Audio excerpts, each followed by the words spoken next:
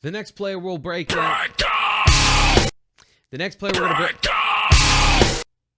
The next player we'll evaluate is newly minted 3-star receiver from Virginia, Tyler Johnson. Now, part of the reason that he didn't have any stars when he committed to Penn State, is they just wrapped up their spring football season because of COVID in Virginia. So April, he was done playing football, and the evaluation process had to begin. 3 stars to me, it's about right. If I'm looking at it according to Rivals, 3 stars. But when there's different levels of that, right? So is it a player that has room to grow? Is it a player that you don't think has room to grow? And what type of athleticism are you looking at and looking for when you're evaluating on that sort of scale? Now, we all have our own biases. I particularly like twitchy, explosive football players, as I've told you before. And I think that in general, when you can get those, you have a certain advantage when it comes to creating space and separation, especially on offense at receiver. But just because you like a particular style doesn't mean that's the only way to play football.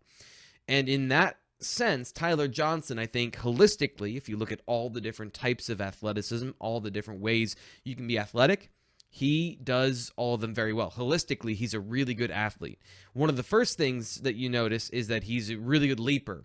Shows lower body strength, coordination, ability to manipulate his body through space and in the air. A lot of basketball in here is, there's a lot of that in his game in general. But when you watch him jump to the point of attack, even if he miss jumps it there, it's impressive. He's an impressive athlete in the air, and that continues after the catch, where you see he's able to explode and to get out of the grasp of the defensive back and get yards after the catch. He has an abnormal number of big-time plays and big-time receptions. Part of that might be the level of competition, but he's also a really good route runner in terms of setting up defensive backs and defenders and getting open in the soft spots and zones and against man coverage, setting up defensive backs to be wrong.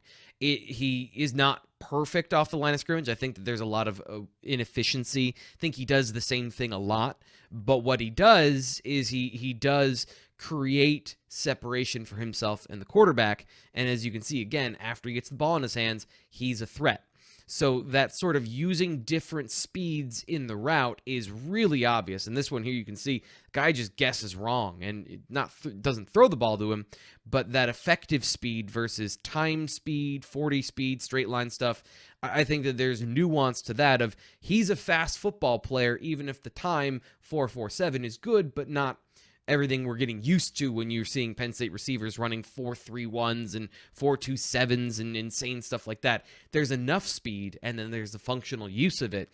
And that's kind of an advanced, nuanced thing that he does really well, and that translates to also just having the ball in his hands. He has this really strong ability to break tackles, make people miss, and in a couple different ways, not just being elusive, but also being able to slalom in and out of cuts and make people take bad angles to try and tackle him. You can see here on this play, he gets all of this on his own because of his ability to not lose speed throughout his cuts. That's an impressive skill that not everybody has, and that sort of basketball ability he has during routes he shows again as a runner, and there's the same lower body strength that we saw that he's good at leaping. He uses that to break tackles.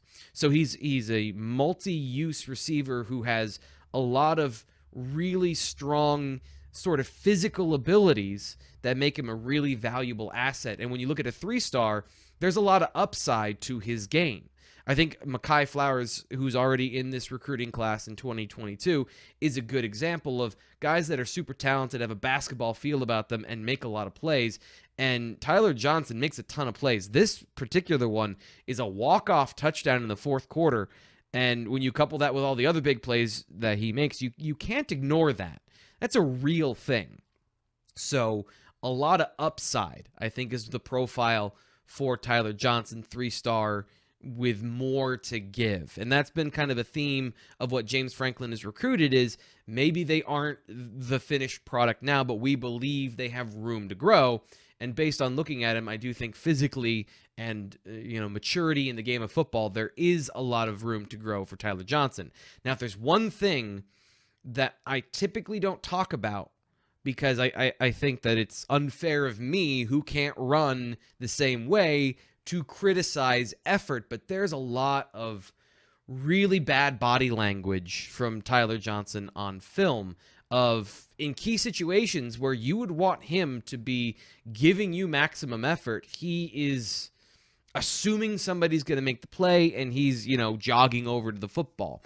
It happens a lot on defense, but it's not just that. I mean, just look at the body language here on a route, and I have a problem with this because it's pervasive in key situations, but the tough part about it is he's playing a lot of snaps. And again, this is why I'm making the comparison to Mekhi Flowers, is both those guys played a lot of snaps. But if your quarterback throws an interception in the third quarter of a tight game and you're walking backwards and you're not pursuing that's when it becomes a problem. That's when those situations show up to me a little more than, okay, he needs a breather on a couple of plays because he's playing free safety and he's their star receiver. So, I tried to give as much leniency to that because it's hard to run all out 85 plays, and you'll diminish your returns eventually. But you've got to try when you're not the target of the pass.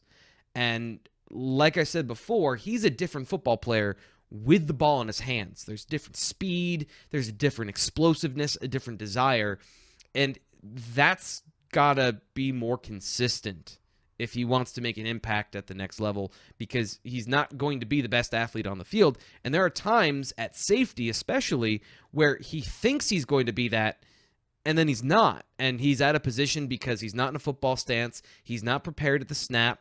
He is guessing. He's not playing with good positional discipline. And, maybe he get lucky on a couple plays where this one wasn't completed, but he got beat. And that's, he's likely not going to play safety. Although I think he'd be a phenomenal safety if he wanted to be. But it's the want to and the, positional skills that naturally translate to receiver. But he hasn't really been working on the defensive back side of things. So I think there's a lot of potential. There's a bit of a wild card sort of high variance, could be a phenomenal number one boundary receiver type with Tyler Johnson. And when you pair that with Anthony Ivy and Caden Saunders, who are already in the class and that have that sort of explosive wow sort of speed and kind of have a little bit more of a defined characteristic, it's good to have a guy in there that has some high ceiling variance, some big bodied abilities. So I'm not, looking at the film, I'm not surprised that James Franklin and Mike Yurcich and Taylor Stubblefield are betting on a kid and betting they can get more out of him through effort and competition, because I think there's a lot more to give. And with the natural abilities he has, you can positively project him to, exceed the star rating for whatever it's worth, but also be a quality contributor in the class if all those things work out. So that's the plus and the minus of a guy like Tyler Johnson. I'll be interested to see what his senior film looks like and to see if any of that changes, because, again, super talented kid. And I think that, if you ask less of him, put less on his plate, he's only playing one position, I think you can get more per rep out of a guy like Tyler Johnson.